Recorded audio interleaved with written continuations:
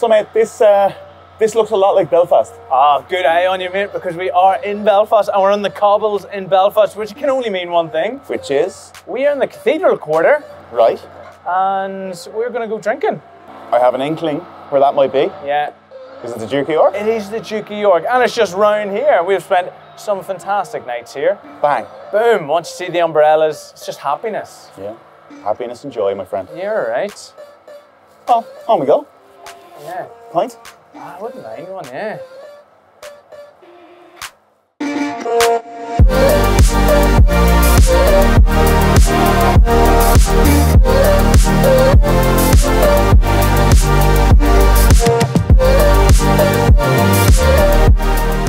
Welcome to episode 5 of Poor Decisions. My name is Ronan Collins, or Whiskey for Breakfast. And my name is Michael Cowman, or The Cowman Show.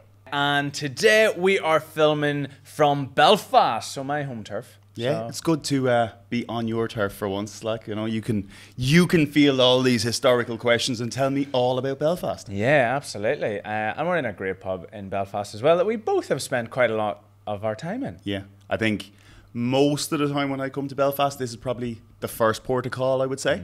And we'll get into the reasons why. But I think if anyone's watching, you can see the amount of stuff around us is pretty impressive. Yeah, it's an absolutely stunning venue. And you know, it's kind of is like you said, that wee epicenter of Belfast, like drinking. Yeah. So we had to start here. The commercial court. Yeah. Okay. Yeah. The most photographed street in Northern Ireland. Okay. It's that sign outside with the rain thing and the umbrellas. Yeah. I think out there and the dark hedges are which like is the Game of Thrones. Okay. Because Game of Thrones was filmed up here. Of course. As was other billion-dollar movie enterprises. Because Northern Ireland has like a whole ecosystem of filming and TV whatnot. and film. Yeah. Is it just tax breaks? Yeah, I think it Okay, is a huge tax break. Yeah. But I mean, I think when we're in Belfast, everybody knows the history. Very complicated city, but we're going to focus on the positive today. Absolutely, yeah. There's a plethora of stuff on the past, but yeah, there's so many positive things that are coming out. Like the food and drink scene is a huge part of it. I do wee tours around Belfast as well on some of those. He is available. Just drop into the DMs. Exactly, slide in. But it's like quite exciting that there's so much going on. But like as a as a city, they have had a history of like loads of fun stuff. Do you want to hear a few fun facts? Let's hit me with them. Dunlop tires. Oh yeah, so like rubber tires. Rubber tires invented here. Okay, very good. The defibrillator. Right, always useful. Yeah. Or the transport. What do you call it when it's on its own? Defibrillator, no? Yeah. Okay. Yeah, that one. That was invented here. We have a seahorse on our flag. Right, to represent the kind of sea-going history of Belfast. The maritime, I think is the word. Maritime. Yeah, I was going to say the wrong word. Or like maritime history. Obviously, we've got the docks and the port. Titanic famously was built here, which is kind of one of the biggest things about Belfast. You know, you see always, like, well, not always, but you would think it's almost always, but the two yellow cranes. So, do you know their names? No.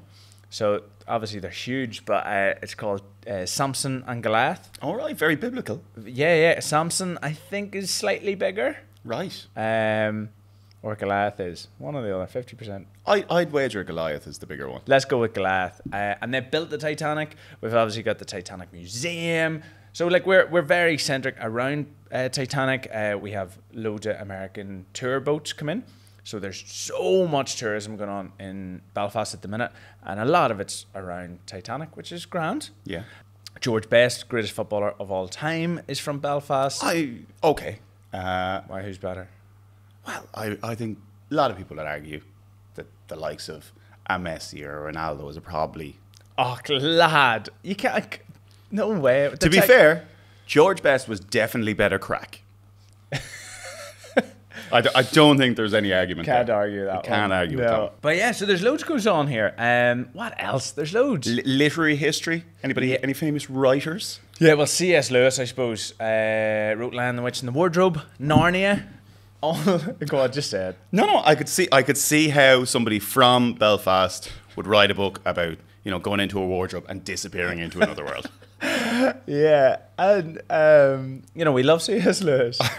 The wardrobe, when you actually say it like that, he goes into the wardrobe and disappears.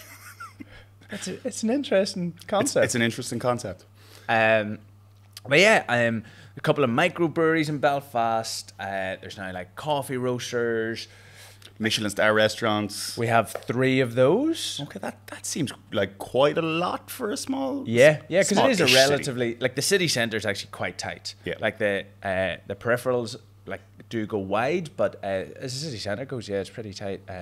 We have a really good sourdough Detroit style pizza place. So this one I've seen on like everybody's TikTok. Yeah. It's out like East Belfast. There seems to be queues every afternoon to get into it. It only opens like, I don't know, 4 hours and sells out. Yeah, well that's it. And even you and I like had a meeting up there one day, and I was like, oh, let's go to Flight. Oh wait, no, it's sold out. Yeah. But yeah, so like I think even like down south, people are actually traveling from. Genuinely, anything I saw online was guys on Instagram or TikTok being like, cool, so we're just going to Belfast for some pizza. And I am very intrigued now because is it that good? I've always enjoyed it. Okay. I've been a couple of times. You know, there's quite a lot on offer, so we will go sometime. Okay. That's really nice. Yeah, I look forward to it. But yeah, and then even in the drink scene in Belfast, it is expanding. We're obviously kind of in the epicenter in the Cathedral Quarter, and it's kind of like now spread. There's even a couple of natural wine bars in Belfast. Right. More cocktail bars. We've got a couple of like shipping container areas. So I think it's really like putting its strongest foot forward in food and drink and coffee shops. We obviously love our independent coffee shops. And I mean, there's a couple of distilleries now as well. There is, yeah, in the city centre. So we've got Titanic, which, fun fact, is actually in the North Down area of Belfast. So Right. that's another one for County Down. You know, Titanic whiskey, where everything is served on the rocks. very good. And then coming soon, we have McConnell's, Yeah. which will be in the old jail, the Crumlin Road jail. Very cool.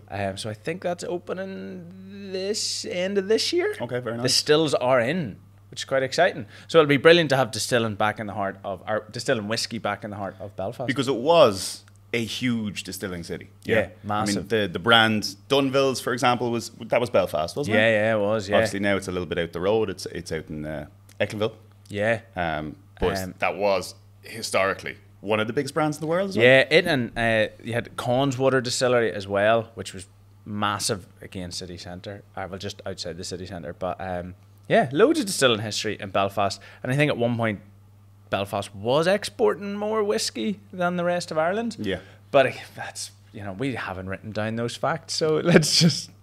I mean, it is difficult as well to sometimes find the history of these things as well, because we essentially just closed everything, went, nobody's really going to care, and it can be actually quite difficult to get solid statistics and facts about what has gone on in the history. Yeah, exactly. Outside of like almost the tax records. So we're like, okay, the taxman was owed that and that on these dates, but that's just stock. We don't actually know what had happened to the rest of it. But yeah, so there's loads going on in Belfast, so it's great to be able to fill them up here and, give a shout out to this epic pub. Yeah, and speaking of epic pubs, we should probably have a little chat about it. Yeah, absolutely. Yeah, so do you want to tell everyone, if they haven't guessed it already, where we are today? Yeah, so we are in the Duke of York in Belfast, in the commercial quarter? Commercial court. Well, yeah, so the street there is called Commercial Court, but this is the Cathedral Quarter. Okay, very good. Oh, yes. Once called the Half Bap area of Belfast. Right, and go on. Go on. I know you want to. Because it was called the Half Bap area for about 100 years, because there was a roundabout, but it was shaped like a mound that looked like the top of a half bap. And a Belfast bap is a big thing? Yeah. So I'm glad you asked. Okay. So the Belfast bap it's like a big flowery bap, kind of burnt and toasted on top. Right. And we love them. You go to St George's Market, which is a great market in Belfast, and you can get Belfast bap in many different formats and fillings. And it was invented in this area once upon a time.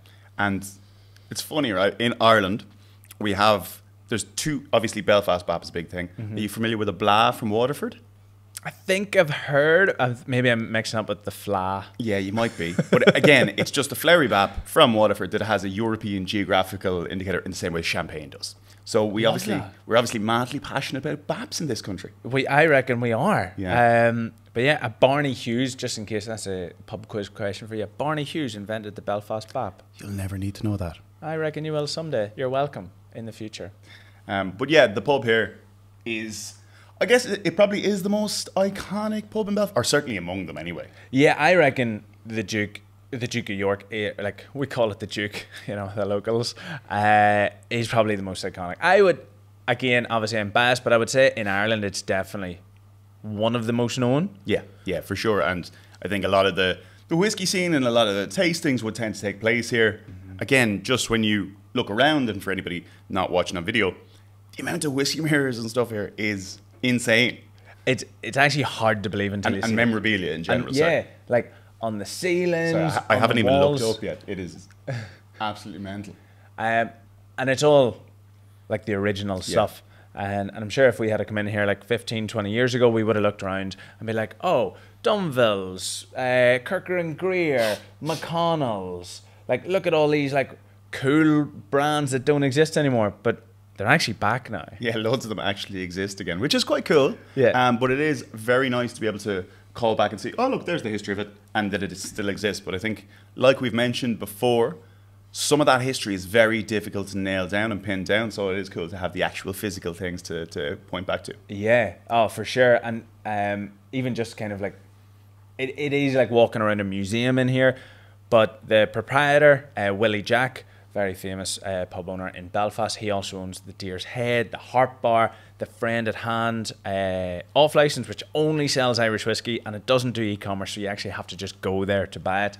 But he now, at the back of the Friend at Hand, has an Irish whiskey museum because he's got so much stuff. And we've been, it is ridiculous. It's some of the old next brands. level, yeah. Genuinely, the bottles don't exist anywhere else in the world. I think one of my favourite is the Bailey's whiskey. Yeah. Bailey's Irish whiskey. Yeah. And there's just so much. So yeah, I think we had to start here for doing the North. I think it's an amazing bar, and we're drinking their own beer. Yeah. So it's a lovely lager. Citrusy, hoppy, all the things you want. 4.2%. The beer from God knows where. Yeah, I love that. It says that. And then, so it's called a half bap pour. It's for the Harp, Duke of York, and the Dark Horse, which are all those bars. And then on it has, what do you call that song again? I'll tell me ma when I go home. The boys won't leave the girls alone. She pulled my hair and stole my throne, and that's alright till I go home. She is handsome, she is pretty, she is the belle of Belfast City. But that all makes sense now, doesn't it? Because it's called Belfast Belle. Yeah, exactly. So see it's nice and circuitous, isn't it? Really. Well, anyway, sláinte. Cheers. It's nice. Delicious. Yeah, it is. Nice and crisp. So one of the fun facts I saw about this place was the one and only Mr. Jerry Adams used to work here for a little while. Yeah, I've actually read that myself, yeah. And apparently he does have that one on his CV. Yeah, mad, isn't it? Yeah, it is. But it's just a kind of a testament to this place is very much an institution.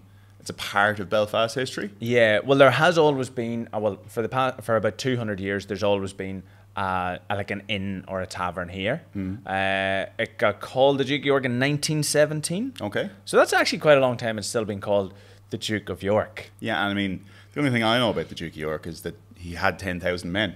Yeah, he loved marching. Actually, fair, makes sense. Yeah, very popular in Belfast. It's a popular pastime. I think in its current guise, it is very much a whiskey bar. Yeah. In the traditional sense of when we talk about whiskey bars, has a savage selection of whiskey, has a few things on tap. I mean, no cocktails in here. I don't know. I did actually see a bottle of Angostura bitters. Right. I don't know if that's because a local just drinks them straight, but you get a gin and tonic. Yeah, for sure. Because they don't do food.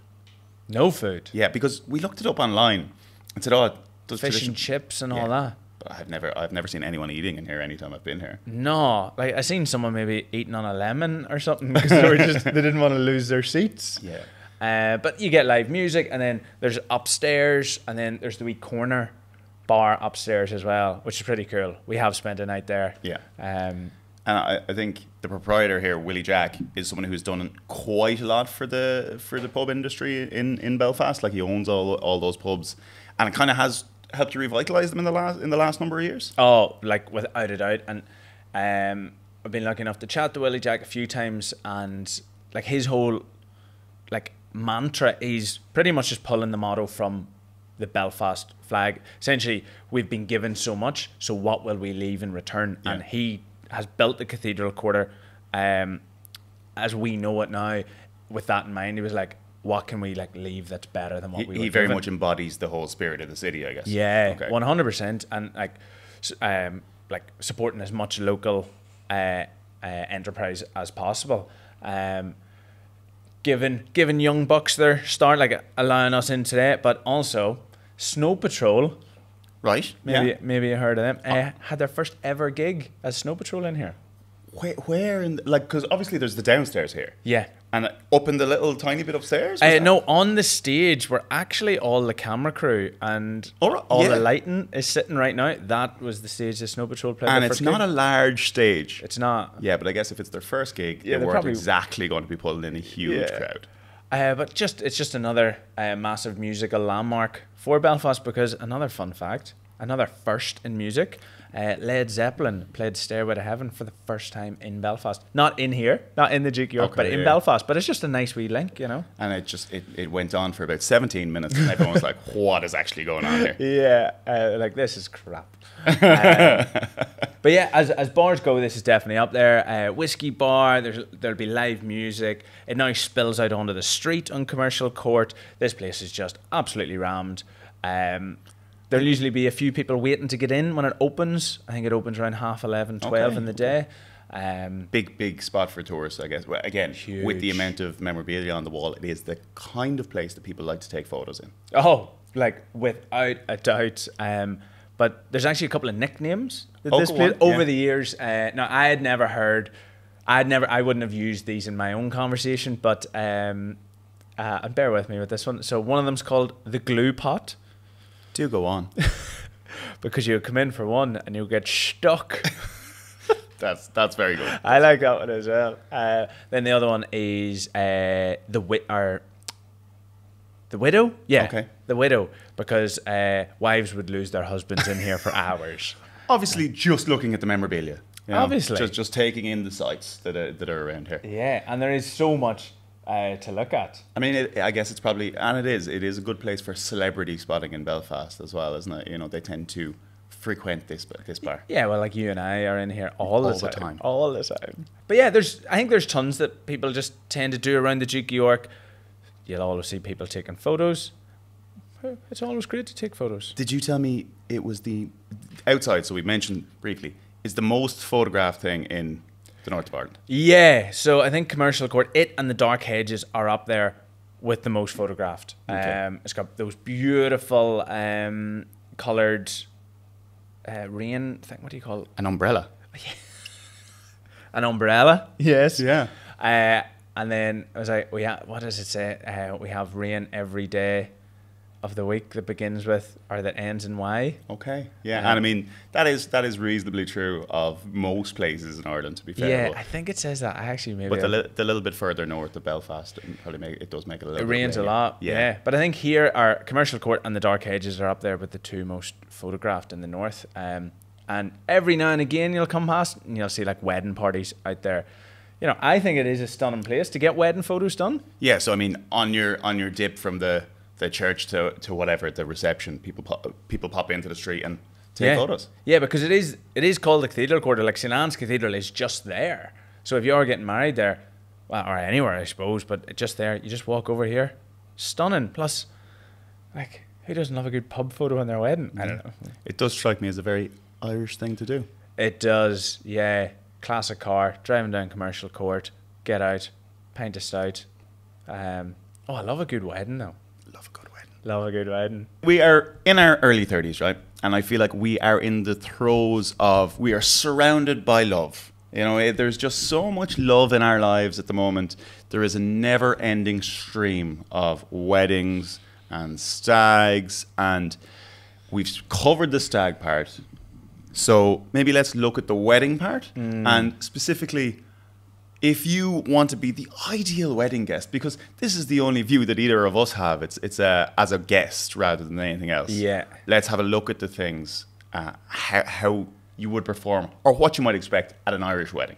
Yeah, well, no, absolutely, and how to be the ideal wedding guest. Yeah, I suppose it all starts. Does it start when you get, like, choosing your plus one is important? Choosing your plus one is important, and you know what?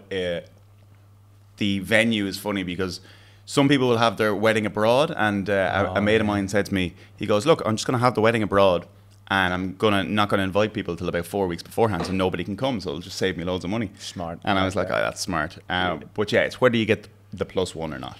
Yeah, and then who do you take? Well, I mean, I know who I'm taking. Yeah.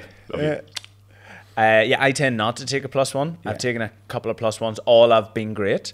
But I think a plus one is an important one for a wedding, because if you're not in a long-term relationship or you're married, if you bring a rogue plus one and they're either no crack or too much crack, which is always a danger, yeah.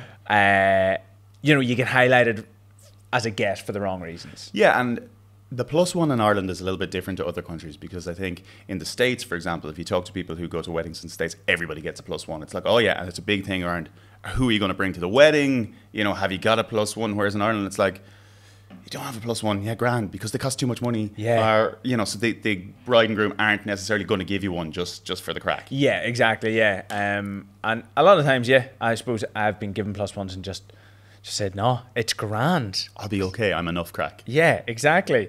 So a good plus one is I think the first step in good wedding etiquette. So let's look at it, right? So let's break it down into the timeline. So say the wedding it's not necessarily in your local town. You have to go away, you have to travel, you have to go stay in a hotel, right? So if you're a member of, I suppose, the closer to the groom, closer to the bride, part of the family, you're probably there the night before. Yeah, and you're there, extended close family are there, but then all those rogue people who, well, not necessarily rogue, but those people who have to come from Australia and America and Larne, all have to travel in, and they're usually there as well, and that's when it can actually be a bit of crack. Well, it can be a bit of crack. It can also be massively dangerous for the following day, because there's always a few pints, and if you're the one that keeps the groom up till 4 a.m. the night before his wedding, you're going to hear about it. Oh, you're getting for the rest of your life. Yeah. Oh, do you remember when you did this at me Hall's wedding? Yeah. Oh, yeah, I do, yeah. Oh, you were desperate that night. And you shaved his head the day before the wedding. But people do that. People do go rogue. Yeah, but the evening before, they just get so happy and hot on the drinking. And people are just full of adrenaline and excited, I think, and they just go off a little bit too hot. Yeah, I have a couple of evening before rules. You have a couple of pints, enough just to kind of, integrate, shake hands, meet, the family that maybe you don't know, Because you're meeting the parents, you're meeting the older members of the family, perhaps, the extended family. So best behaviour. Yeah, take selfies with the fans. Yeah. The crack. Never sing song before or the evening of the wedding, just because it kind of, I think that kicks it on too much. Too much crack. Go to bed for midnight. Happy days. Everyone's happy. You always hear about those people who went too hard. Oh yeah, you can see them. Yeah. You literally see them in the church the next day. You're like, oh, big one. Sunglasses on. I was like, why you're not a rock star. Take them off. And then morning of the wedding, right? So morning of the wedding, say you have to go to the church. In general now, I think it's well, to be fair, of the ones I've been to recently, it's been a 50-50 split between kind of a humanist spiritualist ceremony and the kind of more traditional, tend to be Roman Catholic weddings that I tend to go to. Slightly different dynamics, because the good thing about the humanist ones is generally you just travel to one venue. You're there. The ceremony and the whole thing is in one venue. Yeah. Whereas with the church wedding, you go into the church, right? So, and in general, what I found is, especially traveling to a rural area, you turn up about 45 minutes beforehand because you don't know where the church is. And you're like, oh, well, you know, Google Maps says an hour and a half. And your mum or dad are always like, oh, don't be trusting that now. Those roads can be rough. If you get stuck behind a tractor, you can't be walking into the church late. And you're like, oh, it's just easier just to go early. Yeah, and you're there 45 minutes beforehand. I remember being at a particular wedding. And genuinely 45 minutes beforehand. Take your blazer off in the car. Don't get that creased now. Oh, don't get that creased. Don't get that creased. 45 minutes beforehand, you land in. You're like, right, no one's here. And I was like, right, there's a pub over here. You always find that pub as well. Like, it wasn't there when you drove in. You didn't just notice it, and then it just comes out of nowhere. Yeah, and obviously, this is if you don't have to drive afterwards. Obviously, yeah. And you go into the pub, there's everybody. Everybody. Because they've all had the same idea. They're like, oh, we got here early. There's always someone who's still trying to do their tie. One of the cousins doesn't know how to do his tie. The amount of people that don't know how to do a tie. It's slightly infuriating, isn't it? Yeah, it is slightly annoying. It's just like, just pull it up just for a few hours. Just have it up here. You know, if you don't know, do your top button. All right. If you have to get one that's made of elastic, just get it. It'll genuinely look better. Yeah, it's not about you.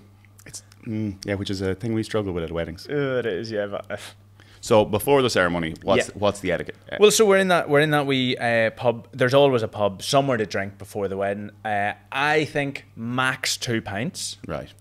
And a shot of tequila. So I won't go against that shot of tequila, but that's not a thing in Ireland to do shots of tequila. No, it's not, to be fair. So we are then going to be always known as, there's the 2 lads who had tequila before the ceremony.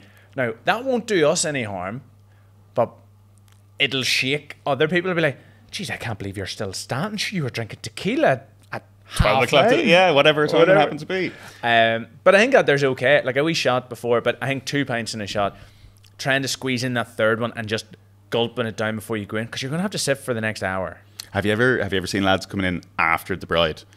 Not the groom, but I've seen the bride walk up the aisle and lads kind of sneaking in the back. You know they were down in the pub having a few swifties, like. And they're just always pushing it back. And I think for the sake of it, again, it's not your day. It's essentially about the bride. Yeah. And the groom sometimes. It's like just be there on time. Yeah. Like, and if you went to the pub, just get there. Like, don't be like, oh, we can get another one. I think when you say before the wedding, we could probably squeeze in another one, you probably can't. It's a long old day. Pace yourself. Yeah. And then during the church, don't drink. Don't bring a hip flask. Don't do any of that. Don't be that person. Yeah, I'm not even that rogue. Like, usually I would bring a hip flask to a great many different events and venues, but I don't think I'd be sitting there in the church. Like, look, the only one drinking in the church should be the priest. Yeah, exactly. He brings wine. He brings his own wine. Leave him alone. Leave him alone. So, ceremony, cool. Yeah. But these things can be long. It can be in about an hour now. Yeah. And it depends, like, the cool thing about the humanist or spiritualist ones, you don't know what's going to happen. Are they going to tie each other up with ropes? Are they, is there going to be a few candles burned? And it is a surprise every time. I went to one that was they like pour sand in together as it's like a nice thing.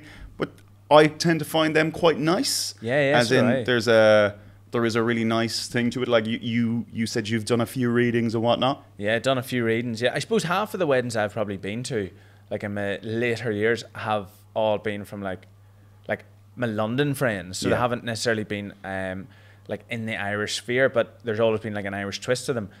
And like, yeah, seeing those like humanist areas, I think have been brilliant. I love doing a good reading. Yeah, I did a Bob Marley reading once. What? Yeah, it was cool. It was like my sister. No, sorry, it wasn't Bob Marley. I did Albert Einstein, and then the person after me did Bob Marley. Yeah. Right? Yeah, it was just very good. Why not? It's like. And the next reading is from the Corinthians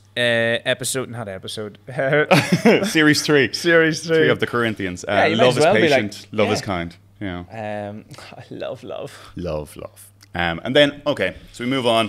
We get to the venue. So if you obviously haven't been drinking if you're driving, if you get to the venue, you have to drive to the venue. Sometimes it could be a little bit of a distance away. Oh, yeah, we love. So what you'll have a little bit of a split here at this point, because you'll have bride and groom go off to get their photos done, wherever. Yeah, wherever, yeah. And so you have a bit of downtime before they get to the venue. Mm-hmm. So there's a split between people who stay where they are and go back to that pub that they're already in, or the people who want to get to the venue. I would say those who go back to that pub, bad decision. Yeah. Poor decision, in fact. Poor decision. Yeah. See what we did there? Yeah, that's not a good one. Just get to the venue. Get to the venue. And then, you know, even my mum loves saying that. It's like, we'll just get there and then we can relax, you know, because there's always teas and coffees and stuff. But just get to the reception, especially if you have to drive, usually an hour. Yeah, genuinely. Everything is an hour away. Everything is an hour away. But so you get there and then you start sinking points, right? So yeah, well, you're like, oh, class. Now the day has started. You drop your bags if you have to check in or whatever. But yeah. Pints. And this is when lads start getting excited and start losing the run of themselves a small bit. Yeah, yeah. All right, so it can start to run away at this point. This is when the runaway train people starts. People are like even these sesh heads, they're looking at their watches and they're like, Jesus, the food isn't for at least 2 hours. Now, 2 hours is actually just a blink of an eye in a whole days of a wedding. But they're like, shit, that's ages. I could at least do 44 pints in that time. In about 2. I could do 45 pints in about 2 hours. And a packet of crisps. And a packet of crisps. And then you go in. Right, so you have the points, you're in the bar beforehand. Someone comes out, rings a bell. Yeah. And you go in and you sit in the dining room. Well, you check your table. Oh, you check your table. Yeah, that's a very important part of it. Yeah, how do you feel about that? Because I know people go rogue. And again, nothing against how people name or number their tables. But like sometimes it'll be like a cocktail or a city that they met, or cities that they've traveled to, or, you know, their favourite alcohol. Or I just like the numbers. Like I don't know. It's like let's say you go up and you're like, oh, Michael, you're sitting at Rock of Gibraltar. Obviously named after the horse. Yeah, they love horse racing. Yeah. They love horse racing. I think that's actually quite a cool name, Rock of Gibraltar. I'd be okay. I'm okay with that. I'm okay with names. I'm not people against individualizing their thing. No, I'm not against it. I'm just like, I don't know if I wanted to sit at X. I'm not going to name the brand. I've been to ones where it's named after different which brands. I quite like that. But I did feel, you do feel if you're sitting at one table versus another, you're kind of like, oh, I'm sitting at this brand. Okay. Yeah, exactly. At my wedding, I can't even go down that. But okay, so that's you go to the table.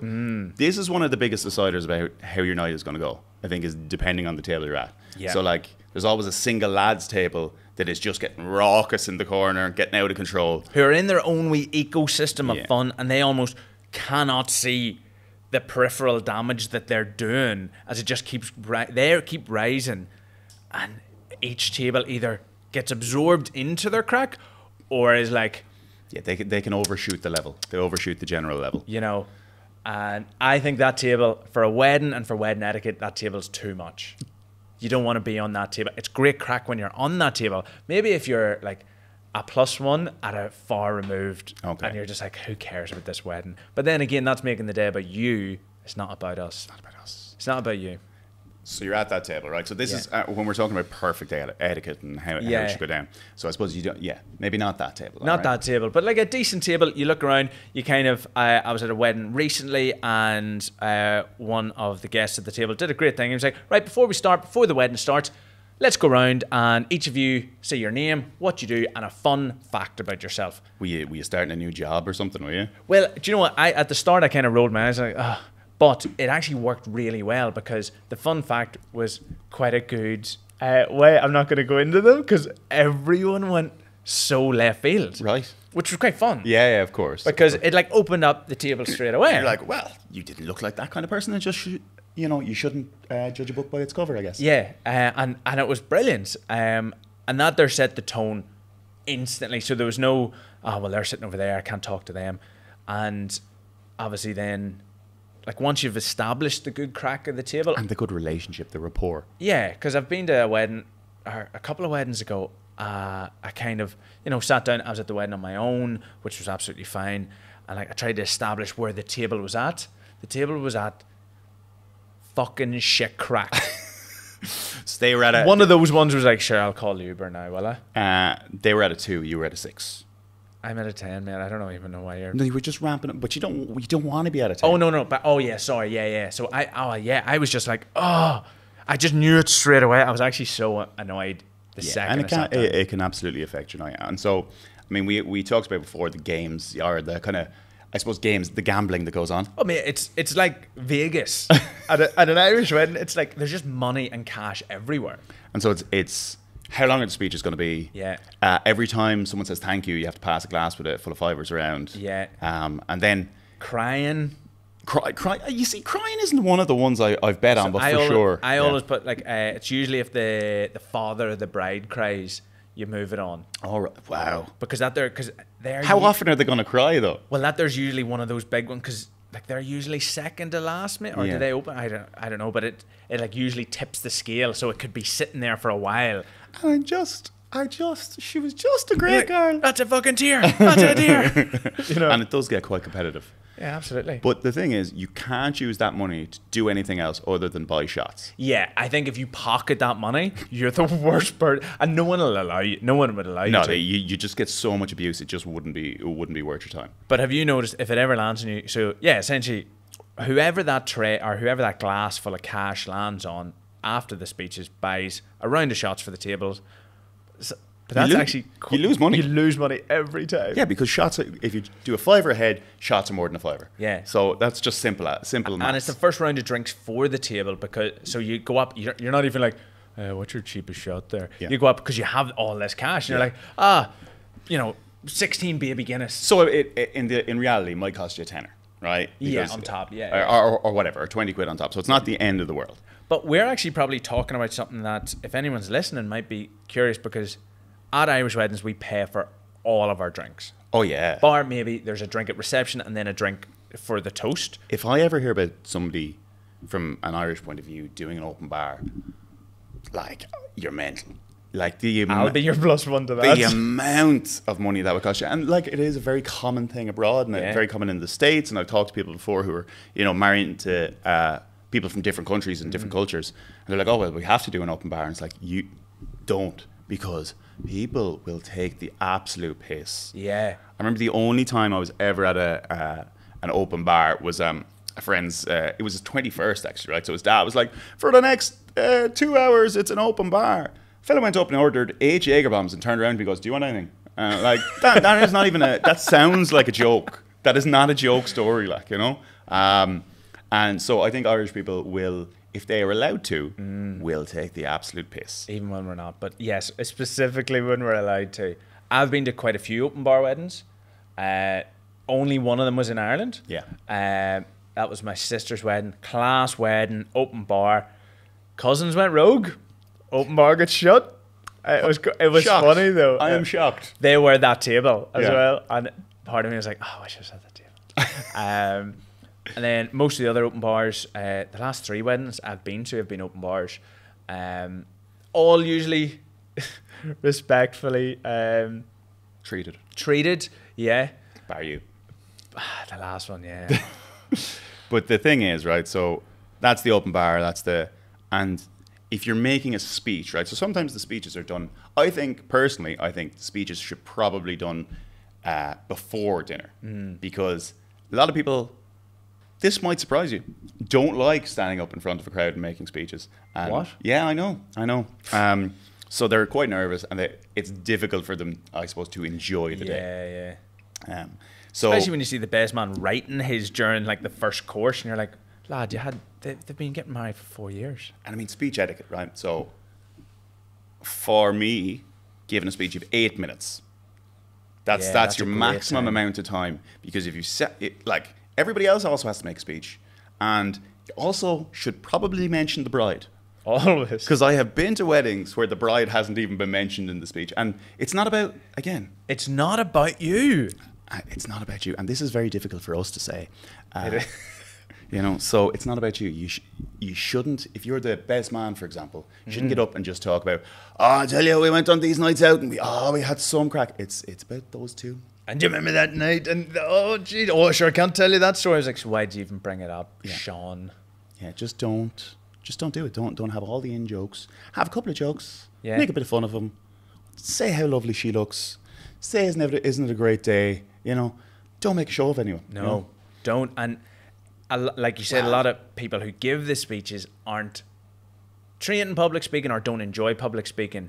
So don't go on like you are. Yeah. Don't talk for 15, 20 minutes on something that you don't like and aren't good at. 8 minutes. And like you hear every now and again, people are like, oh, I've capped at it, 15 to 20 minutes. It was like, so long. That should have been capped at 4. Yeah. You know, you know, it's like, I think 8 minutes is a great time. It's enough for people to just, you know, get their points across, do their thing, done. Yeah, move on. So, and the main thing is, if you're giving a speech and you're nervous, try not to drink too much. Oh yeah, don't drink. Don't drink. And this is also another one. Yeah, coming probably from me. like 1 pint. Oh yeah, like you can have a couple of drinks, Couple of pints. but don't be like Shots of tequila. I might do that at your wedding. You won't be invited. Oh, probably not actually. I definitely had a point there, and it's just slipped my mind. Doesn't matter. Probably wasn't important. Nah, oh, it's probably sorry. not. This is it. It's rich coming from me. Don't swear when you're giving a speech at a wedding. Ever. Yeah. Okay. I can. Yeah. I mean, I remember I was doing a tasting one night, and my dad came to the tasting. He's like, "Oh yeah, you were very good. Do you always curse that much?" I was like, I was at that tasting. Yeah. Like, we were having fun. But yeah, so meal, I don't really judge wedding food too much. It's usually all standard. You pays your money, you takes your chances. Exactly, You know? yeah, all good fare. And again, it's not for us. It's not about us. And so, final part then, final couple of parts of the night, I guess. So we move on to the music, right? So the music is obviously a very important part of the whole experience. So usually a live band. Yeah, straight away. After the live band, you have a DJ. And so I think the DJ, there's a few stalwarts. Actually, the live band will probably do Rock the Boat. Yeah, we love Rock the Boat, don't we? Everyone getting down. On the floor, in their good suits, onto the dance floor that everybody's been walking hiking up the skirts so you can like get your legs around everyone, and everyone's just doing Rock the Boat. It's brilliant. I think it's very Irish. I remember being at a wedding before. I was an Irish wedding, and one of the foreign cousins was like, "What is this? What is actually going on?" Yeah. So that is an important part of the evening. And then the DJ set. I mean, you have a few stalwarts. You've Maniac 2000 by Mark McCabe. I feel like that is now becoming the song of the podcast. Yeah. But it definitely is. Like, okay, coming up next, I can see a few of them on the dance floor tonight. We're going for Maniac, Maniac 2000. All right, let's see you go. That one's a given. Yeah. I mean, for me, any Wexford weddings, they will play Dancing at the Crossroads, and that is just how it goes. Right? Yeah. You're not familiar with Dancing at the Crossroads? No, I'm not. Go on. Right. Well, I'm not going to sing it for you. Because no one knows it, apparently. I don't know what it is. What other ones? Van Morrison, Brown Eyed Girl will hear. Yeah, for sure. Bit of Westlife. Yeah. Bit of Westlife, you know. All the ABBA, obviously. Oh, yeah, Dancing Queen. Dancing Queen's always getting paid. Sweet Caroline. Who sings that? Neil Diamond. Aye. Right, so that finishes up, and you move on to the residence bar. Yeah, which is, some people would say, is the best part of the wedding, is the afters at the residence. And the trad session. Yeah. And that there's where those pints before the wedding will catch up or not at that point. Yeah. And so somebody usually stands up, and that's when the rebel tunes start. And they will tend to go on into the early hours. Yeah, what do you sing? Do you have a song? I can't sing, surprisingly. No, but you're an entertainer. I usually do Johnny Cash, because you kind of just go down somewhere down here, and you can kind of get away with it. Like elbow up against the fireplace. I hear the train a coming. You know, that kind of vibe. I love it. And it's terrible, but you know, it gets me out of a hole. Yeah. What about you? Big strong man. Oh yeah, lives in a caravan. Yeah. We've sang that a few times together, actually. Not very well though. No, but that there's the whole point of, I think at that stage, the sing song, it's more just entertainment. It's not so much, oh, you missed that verse. It was like, nobody cares. No one cares. And so, up to bed. Go to bed. Don't do the whole like, well, might as well keep going, because no one actually, it's too long of a day. Because every wedding has a day too now. Yeah, they do. But like, you wake up the next day and you go down to breakfast, and I always think one of the like absolute champs is the bride the next day, because like the bride and groom for their wedding day are pushed and pulled everywhere, photos everywhere, making sure everything's right, all that, and then the next morning they're usually the first people up at breakfast, again shaking hands, thanking people for coming, when essentially we should be thanking them. Yeah. You know, and that's when arguably the best part of a wedding or an Irish wedding happens, which is day two. But I feel like you're right, but I feel like it's probably a topic for another day. I mean, it's a very, very large topic. Yeah, actually, if I think of day twos, I'm like, oh, where do we start? Yeah, but we could start with fueling up on some snacks. Yeah, well, I suppose in the drive home, fuel up in the rock shandy, a couple of bars of chocolate crisps, all the snacks. And would you believe I have some for you here today. What? The snack I have for you today, Producer Augustina, if you would. Well done. Amazing. Very So- classic. Dairy milk, the classic dairy milk, right? So the standard chocolate one, none of your fruit and nut nonsense, none of your golden crunch, none of any of that kind of crack, all right? So this for me is the bar snack I used to eat before I was allowed to drink in pubs. Okay. Because, you know, you go down with your parents, down to the pub, and ostensibly, my parents used to be going to a jazz session. Very So my good. uncle used to own a pub down the road.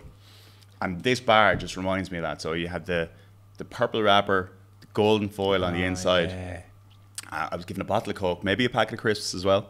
But it was this one was the kind of main one, right? So Nice. It's interesting because I remember dairy milk and like a glass bottle of Lucozade, but it was always like in the lobby of a hotel. yeah. Like, you know, go on, sit over there. And I mean, so it's around since 1905. Wow. Yeah. It's been a while. So it's been a while. So theoretically, in here in the Duke of York, when it was called the Duke of York, people were eating dairy milks. Very, very, very possible. And there's a glass and a half in every bar. Is that still a thing? I don't know. I mean, I think there's a glass and a half in every pound of chocolate. And how do you not cut yourself? Hey, There's that much yo. So, yeah, absolute classic of the genre, right? Yeah, I think it's delicious. And you know what?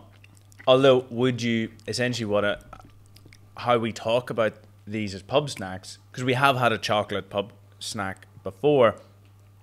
Do you enjoy this with alcohol, with beer, with a cocktail, etc.? Yeah, and I think that was the reason we marked down the snack bar was because it didn't quite cut the mustard when it came to drinking it with pints. Yeah, yeah. So, you know, I think the brand is iconic as well. You know, you have that Phil Collins, pop, pop, pop, pop, pop, you know, the gorilla on the drums, which, you know, enhances the brand for me. But where does it fit in that mix pyramid of snacks, you know? So that's the real question. Yeah, at the top of the pyramid right now is flame grilled We've the flame grilled McCoys. At the bottom is your homemade pickled eggs. Yeah, I mean, we probably could have predicted that. Yeah. Bacon fries did not do too well. Yeah, well, especially not with our Argentinian producer. Yeah. The question is this, for me, right, the question is this better or worse than the snack bar? You know, that's the real question. Yeah. And for me, I think there's a nostalgia element to this Yeah. that's really nice. I'm probably not going to pick it over crisps, I would say. No, yeah, I agree. And it's probably going to be expensive as well. Like, it's a good bar. It's good good bar, quality. yeah. I don't know, I think these cost me £5. I mean, Nice. with the way inflation is going now, could be more expensive. But in mixed pyramid of snacks, I think I'd put this probably ahead of the snack bar, but still behind the crisps. Fair. Like on the second rung. Yeah, is it? on that second rung.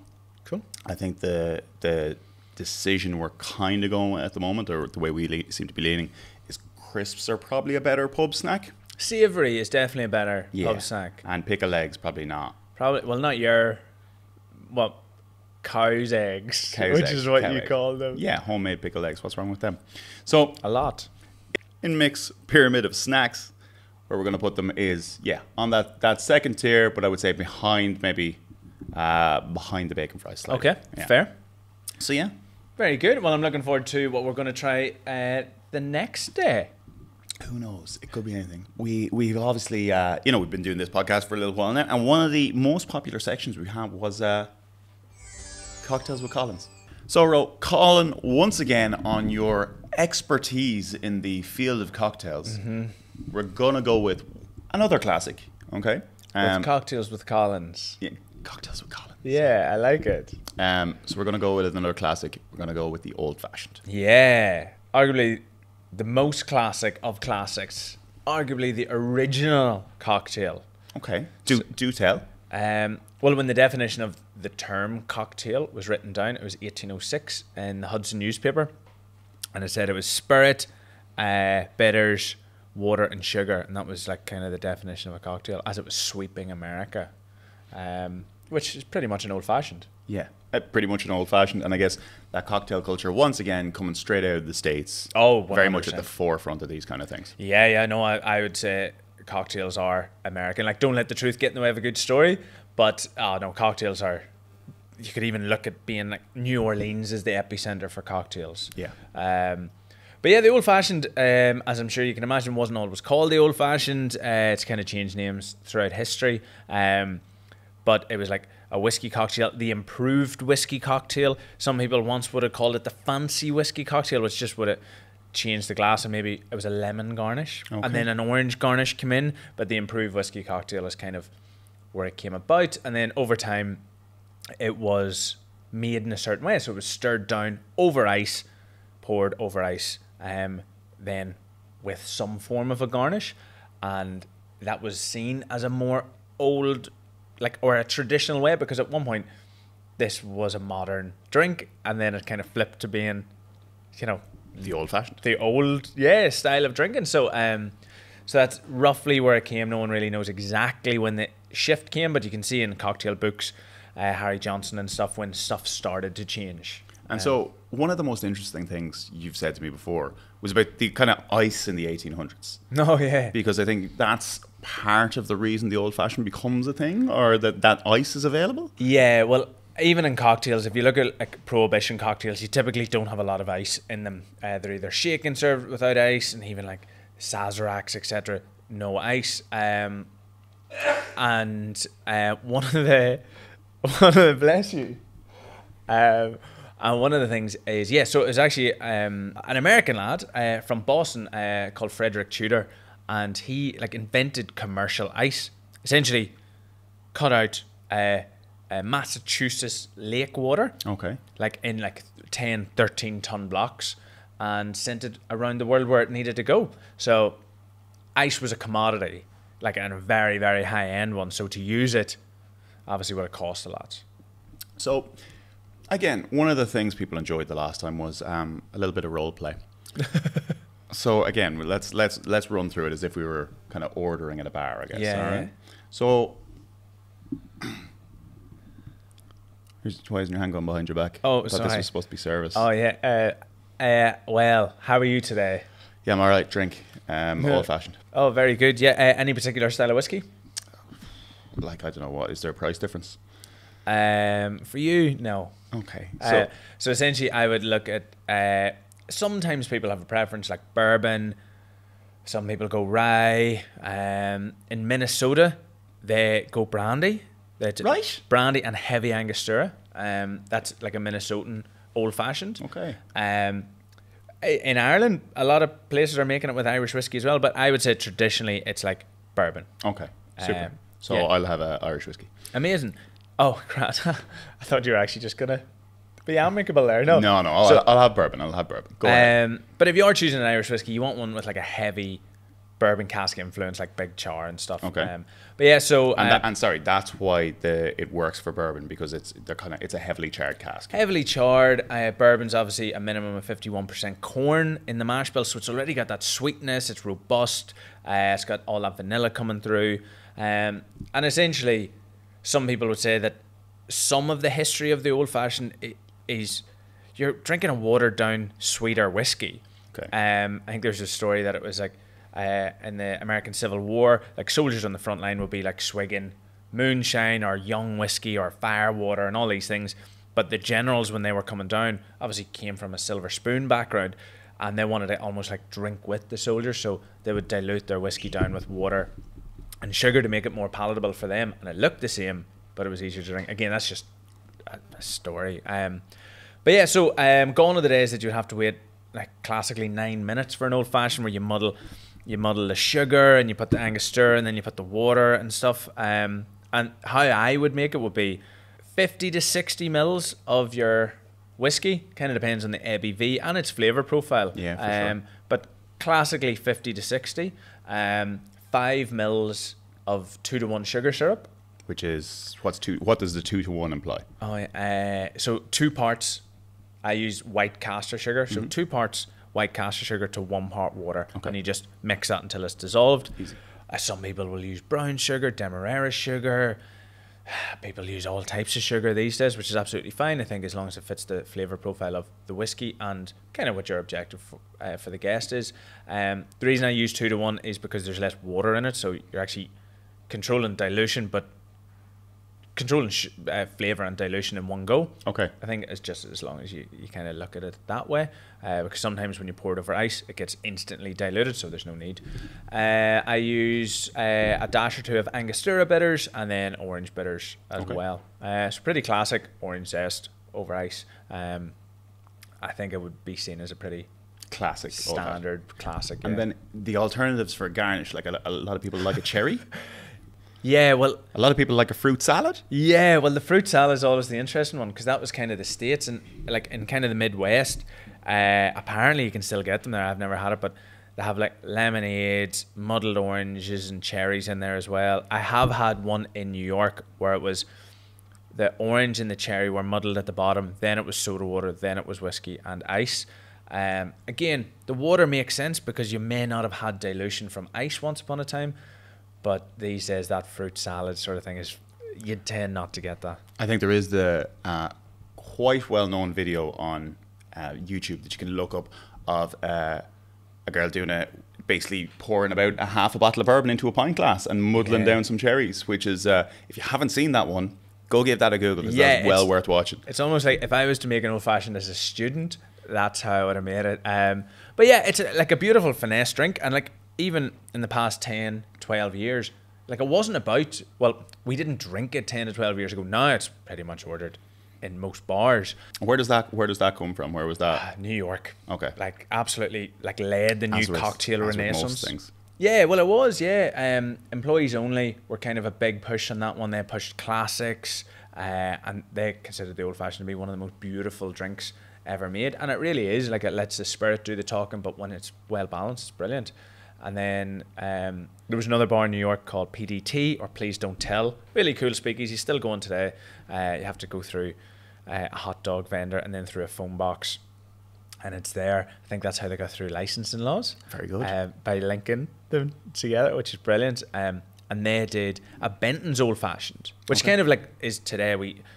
It's, you know, they were so ahead of their time, but they essentially used bacon fat. It was called fat washing. They essentially liquefied the bacon fat, put it in with the bourbon, and shook it all up. Freeze it. All the fat goes to the top.